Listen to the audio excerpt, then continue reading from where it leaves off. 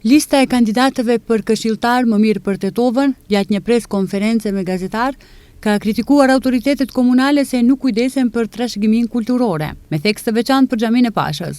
Sipas Agron Arifit, bartës i listës së këshilltarëve, Xhamia e Pashës nuk është vetëm gur e tull, është kujtesa jon, lidhja jon me ata që ishin para nesh dhe me ata që do të vinë pas nesh. Por sot kjo trashëgimi rrezikohet.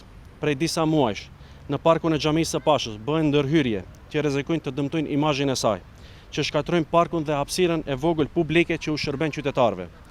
Askush nuk na tha pse dhe për kë bëhen këta punime, por të gjithë e shohim se për qytetarët nuk janë. Pyesim në emër të tetovarëve, kush përfiton nga kjo ndërhyrje? Si cënohen interesat e tetovarëve me këta punime? A është kjo trashëgimia që duhet vualon fëmijëve tanë? Kërkojmë urgjentisht nga komuna që t'i hek bekatona dhe ta kthej parkun në gjendjen e mëparshme, me të njëjtën shpejtësi dhe efikasitet me të cilën ndërmarrja e parkingut i gjobit qytetarët.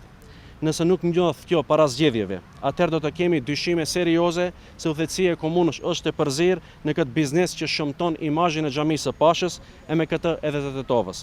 Mëtej nga lista e këshilltarëve më mirë për Tetovën, thonë se nuk guxojmë të heshtim kur historia jon rrezikohet, sepse heshtja sot do të thotë humbje nesër për fëmijët tanë.